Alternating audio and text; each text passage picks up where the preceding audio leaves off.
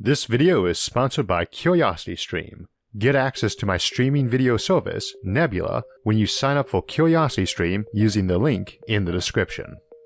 They say you need to dress for success. This applies particularly well to working in space, where you and your spacesuit become one symbiotic entity. Today we'll be looking at spacesuits and extreme environment suits, along with improvements we'd like to make to them and the challenges we'd face in doing so. When you think about it, the historical driving force behind functional clothing is the need to protect ourselves to weather severe environments and deadly hazards, and to look good while doing so if possible. Whether it was harsh sun, freezing cold, sand in the wind, thorns on the ground, or spears coming at our torsos, any problem we thought we could solve with a garment, we solved with a garment. The earliest get-ups we could reasonably call environmental suits would probably be the underwater salvage suits of the early 1700s, which were basically barrels with a window and sleeves. These evolved into true diving suits in the early 1800s, human-shaped suits of sealed canvas and leather with lead boots and brass helmets connected via hoses to a pressurized air supply on the surface. The first pressure suits, which were made to keep human bodies under enough pressure when the environment didn't, were products of high-altitude aviation programs of the 1930s, an alternative to pressurizing a plane's cockpit. These are the ancestors of spacesuits. Modern firefighting gear draws heavily on spacesuit technology developed for the Apollo missions, and some of those technologies are even making their way into casual day-to-day use, like air-conditioned vests. Suits that would let you explore lethal environments like the depths of gas giants or the infernal surface of Venus are really environmental suits, not spacesuits, but there's a long history of connection and feedback between development of the two. So you might say that spacesuits were developed for the vacuum, but not in one. At higher levels of technology, the term spacesuit might get a bit vague too. As an example, if the general notion is to be able to feel like you're walking around normally at home, a telepresence into an android or even a mind upload into one is arguably achieving that goal far better than any suit could realistically permit. But it isn't really what we'd think of as a suit. Alternatively, going around in some non-humanoid vehicle like a submarine or space shuttle is obviously not a suit, but some large humanoid robot or mecha presumably isn't either, though something like an exoskeleton or power armor presumably is. For that matter, even a definition like a self-sufficient garment or closed system, while ideal, is not realistic. You either have a short deployment time or you need something feeding in air or electricity or fuel or so on, not to mention removing waste from the suit where you can't recycle it, which for anything you are planning to spend many hours in is not going to just be exhaled carbon dioxide and moisture from your breath and skin. Toilet humor aside, there's no easy way of saying it, so let's dive right in. Going to the bathroom in a spacesuit is generally going to involve a diaper, as it currently does, or tubes being stuck places most folks would rather they were not. We've got some higher tech solutions for that we'll discuss in passing, but if you're curious, the science-y name for an adult diaper in a spacesuit is the MAG, Maximum Absorbency Garment, and we will not even discuss the early space era options, which basically involved a bag worn under spandex, which is apparently exactly as unpleasant and disgusting as you're probably imagining. A spacesuit is generally considered to have a handful of primary functions it needs to perform and a few secondary ones. For the primary ones, it has to be able to supply breathable oxygen, which in practice means also having a method to remove carbon dioxide, though not necessarily. It has to be able to maintain a stable internal pressure, though not necessarily earth pressure.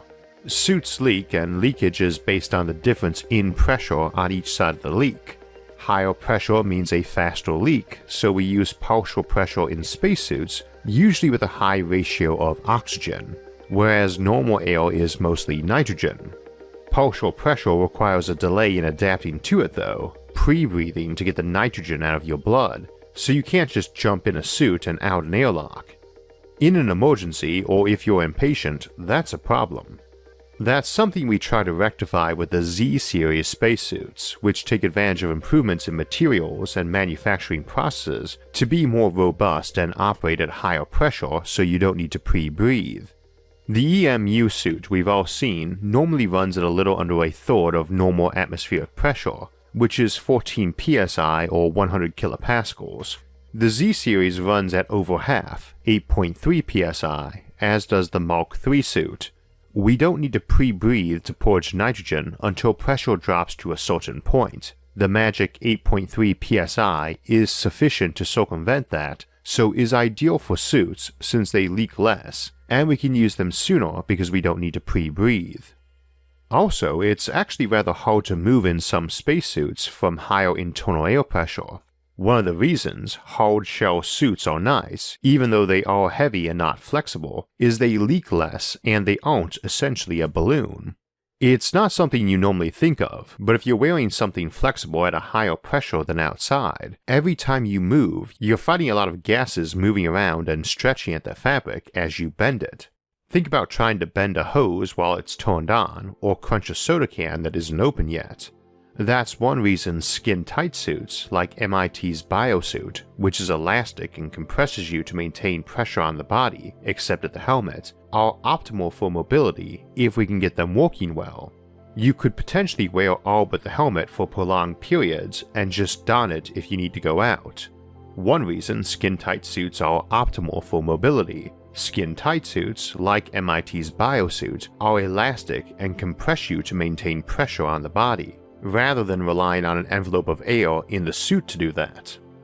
Getting out an airlock is a time-consuming process too, and the Z-series I mentioned a moment ago seeks to circumvent that using the new suit port dock mechanism that lets you crawl from the vehicle into the suit and back out when you're done.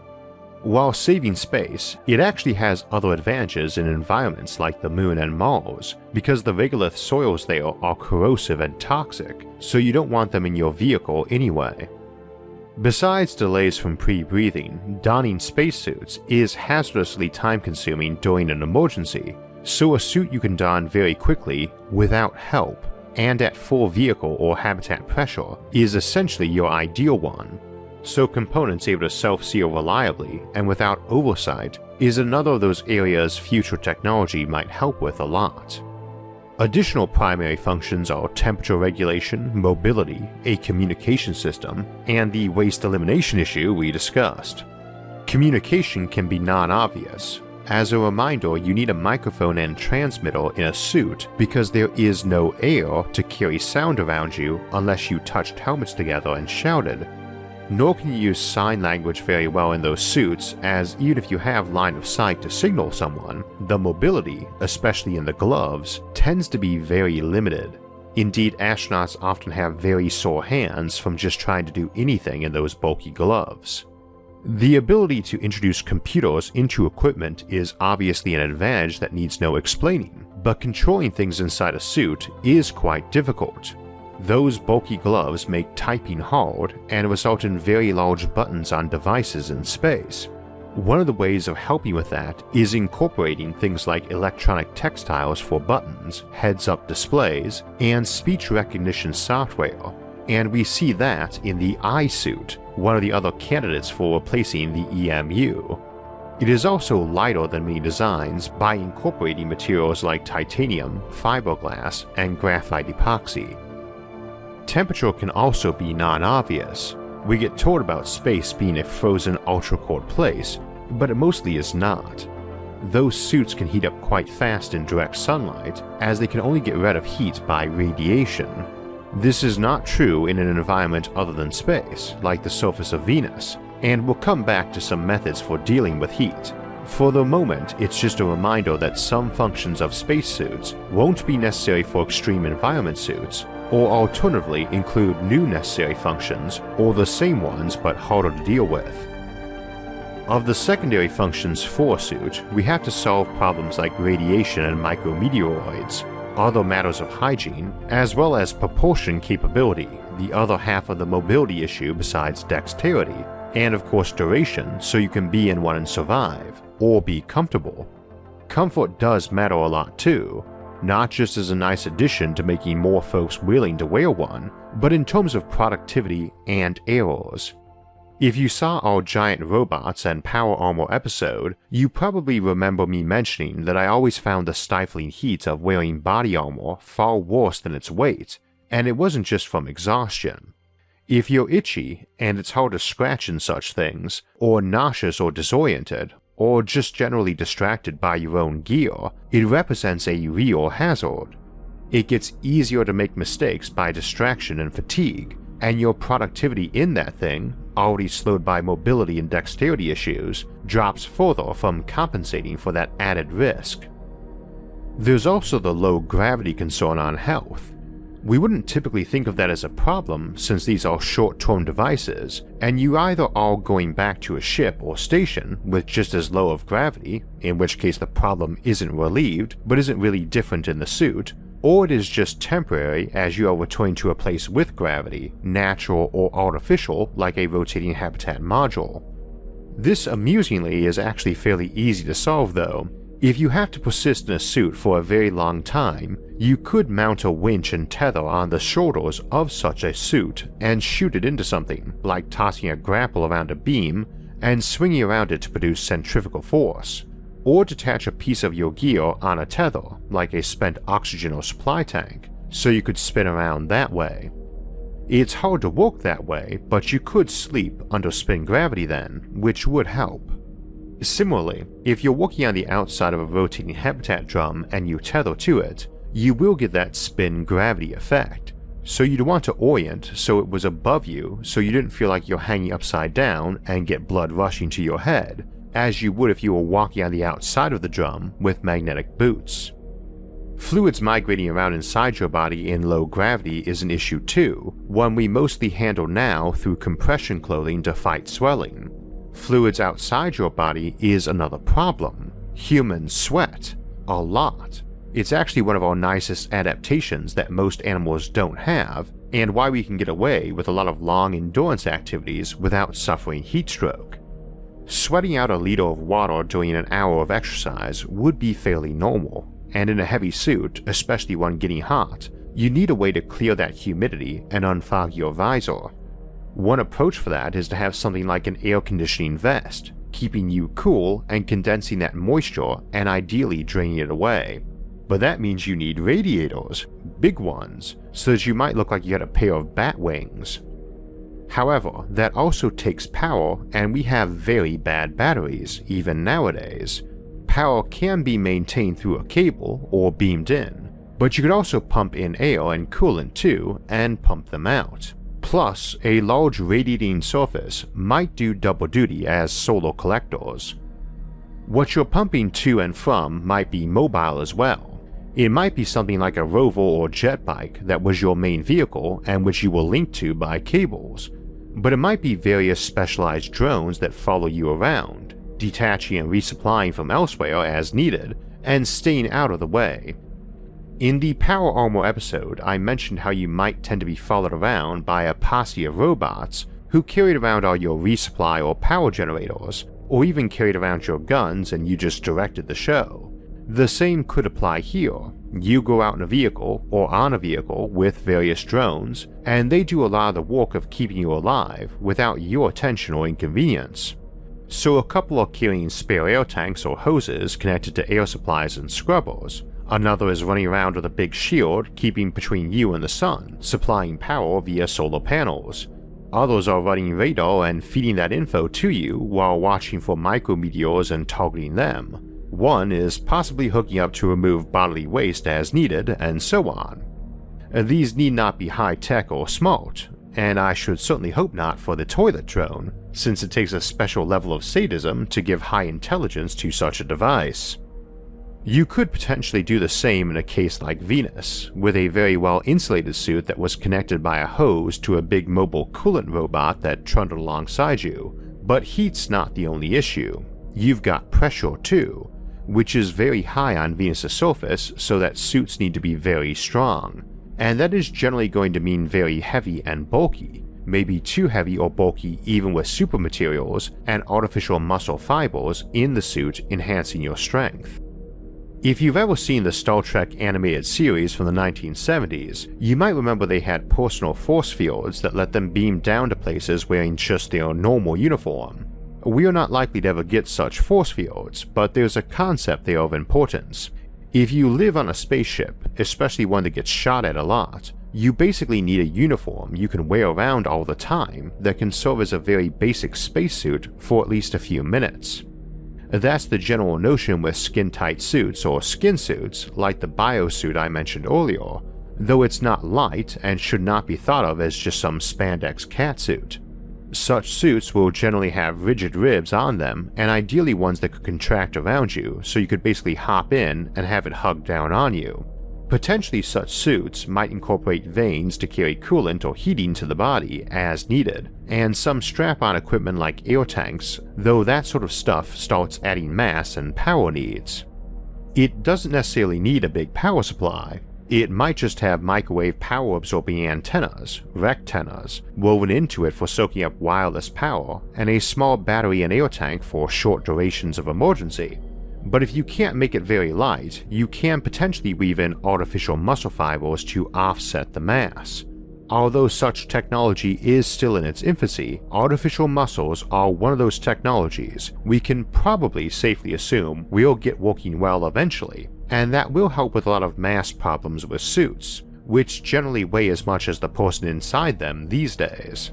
The emphasis is on mass, not weight, as while a ship might have spin gravity, in zero gravity you have no weight, but you and everything you're wearing still has mass, which has to be pushed or pulled to move, and you will tire out very quickly in tons of gear, even without gravity. You probably also need some sort of rapidly assembling or inflating emergency helmet worked into the collar of such a suit that can automatically trigger in a pressure drop, though you might get away with a helmet drone. You walk around with it strapped on your hip or flying near you, and if it reads that pressure drop it zips over and locks onto your head as ferociously as one of the facehuggers from the Aliens franchise. A human can survive depressurization for a bit, but drops unconscious almost immediately, so it has to be automatic. But a blowout collar helmet or drone with a pressure sensor and maneuvering thrusters that just needs to lock on to a couple of clamps that might emit a positional signal needn't require much fancy tech or smart machines. A similar option might just be to have that drone carrying an inflatable balloon and a big mouth, so it can open and swallow you in a pressurized cocoon for a bit, though I suspect a collar that can inflate around your head would be most folks' preference. Of course, speaking of collars, it's always possible a last-ditch protocol for spacesuits might be a collar that doesn't just inflate or fold out around your head, but right through your neck too. If you use sufficient technology, a decapitation might be survivable, and it's a lot easier to power life support for a lone head or freeze one to be later slapped onto a cyborg chassis or cloned body or similar. If you've just blown out a big tear on your ship from a bad accident or some other ship shooting at you, you're probably tumbling away at a fairly high speed, potentially tens or even hundreds of meters per second, in a situation in which nobody might be in position to help for some time, or at all. A lone head needs a lot less delta V to move it back, or stop it flying further away, and way less power for life support or cooling. Extreme, but presumably better than death. I should also note, since micrometeoroids are a big concern, that a spacesuit with built-in auto tourniquets could be very handy too, for other limbs besides your head, which you normally can't tie tourniquets around. Well, you can, but unless you have that advanced technology for restoring decapitation victims, it's not a good idea. Speaking of micrometeoroids, you've probably heard of the thermal micrometeoroid garment, which is the outer layer of most spacesuits. It helps with heat loss, provides a radiation shield, and helps with very small micrometeoroids, which are the most common, that would cause pinprick leaks. In general, you can't really make something that will stop anything carrying bullet levels of energy, because those are smaller than bullets and way faster, so they penetrate very well. Things like that are bigger, you can't armor a suit against, You can maybe have a point defense system that could shoot it down before it hits you, but if it does, the good news is it will leave a small hole through you and keep plowing through space, retaining most of its kinetic energy, hopefully. And if that doesn't hit a major organ or your brain, you're probably going to live and leak air slow enough to be able to slap patches on the holes in you and the suit before passing out. But flying heads and robot replacement bodies and micrometeoroids through squishy body parts brings up cybernetic augmentation, and that might be a much more popular path for future spacefarers than suits. It's quite possible we could get some materials that let you have a great skin suit that you could wear all the time that takes care of getting rid of your dead skin cells and other accretions and just don a bubble helmet for EVA. But what about a synthetic coating for your skin that just lets it be resistant to vacuum? Radiation shielding is nice too, and you could maybe build that into such a coating, but radiation is mostly a concern in space because of cancer, not short-term lethal doses, and if you got good cures for that, you maybe don't care as much about getting irradiated anyway. You still need air, but you actually might not. Needless to say, if you're sufficiently cyborg, you might not need oxygen anyway, but if you had a machine that could convert water into oxygen implanted in your lungs and some sphincter in your throat or airtight seal in your lips and nose, you could just slap shut. Your body is mostly water, which is mostly oxygen by mass, and assuming you can eliminate the CO2, you only need around a pound or half a kilo of oxygen a day, and you've got way more water than that in your body. Power is an issue, but once you start replacing existing organs with more compact or efficient stuff, you can go full-on Inspector Gadget, and something like an expandable or inflatable solar panel worn in your clothes or tucked in some compartment of your body might be quite the power generator. You could potentially eliminate a lot of the digestive system too, which would make a nice solution to the bathroom issues. But you might even be able to get away with housing things like a 3D printer in that cyborg body, or, assuming you've got plenty of power, wander around on some airless moon eating rocks, which are mostly made of oxygen themselves. See the Cyborgs episode for some other cool options, and we'll talk about survival options in space accidents and search and rescue in some weeks. Now, of course, that begs the question, if you're going that cybernetic, why not go full-on android? That's a brain in a jar on a robot chassis, or an uploaded mind in a robot, not even necessarily human-shaped or sized. And certainly that would be way easier, especially in extreme environments. You can potentially make a suit that would let you fly around in the crushing pressure of Jupiter's atmosphere, or slog through lava on Venus or a volcano on Earth, or sit around on frigid Pluto, or maybe even fly around the sun's surface. But you'd almost always have an easier time with a larger vehicle with life support in it, or it tailored to survive that specific environment, like an android or giant walking lava-proof spider tank. Much of this depends on what materials you have, of course, and to do a lot of these realistically, you'd need materials we're barely beginning to understand or aren't even on the radar yet, effectively Clark tech. And since folks have been asking, yes, we will do an episode on super materials this year. Those we've got on the drawing board, and those that for now at least are only in the imaginations of sci-fi authors, and might never be something we get, things which will never exist, the topic of our 200th episode special. But materials that are almost completely reflective to all frequencies of light could give you ships and even suits that let you fly close to the sun, even skimming it. Those that are basically thermally non-conductive might let you wade into deep, dense, hot lava. Those that are ultra-conductive to heat might let you do that by connecting you to a radiator a ways away and much larger that siphoned heat off you faster than it penetrated. Smart matter and nanotech, tiny little robots, might let you not just patch and repair suits near instantly and the person inside them, but let you jump out through an airlock that was just a membrane of the stuff that wrapped around you to form a skin suit as you leapt through, like a soap bubble. Or could rapidly manufacture you the survival gear, including sophisticated devices for signaling for help, or refining materials to use as your supplies that you needed to last till rescue, or even build you that rescue ship. Needless to say, all such options, if we ever get them, are a long way off, but worth considering. A lot of these options also have potential uses back home, same as we mentioned near the beginning that our spacesuits helped improve our firefighting gear and our other hazard suits. A suit you could comfortably wear in space almost all the time is one you can wear at home here on Earth too. And a lot of the features we discussed today would be handy here or have adaptations that would be. Again, hazardous environment suits are basically as old as humanity, right down to the first time we donned a hide or fur cloak or tunics or shoes. You need the right gear to protect you in dangerous places, but they're still dangerous. And as we mentioned earlier, one of the ways we might get around that in the future would be using android or cloned explorers. And we have a new video up on Nebula, Me, Myself and I, Cloning and Duplicates, that explores this and many other uses and challenges such technology might present in the future. If you'd like to catch that video on Nebula, or our other recent exclusive, the Butterfly Effect, you can get full access to Nebula for free when you sign up for CuriosityStream.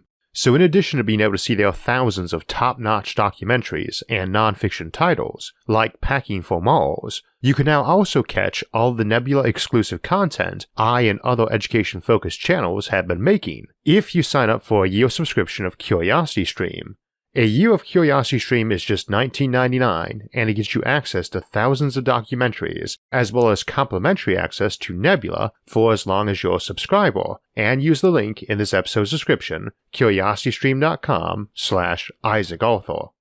We started Nebula up as a way for education-focused independent creators to try out new content that might not work too well on YouTube, where algorithms might not be too kind to some topics or demonetize certain ones entirely, and it's taken on a life of its own from the enthusiastic response of our audiences.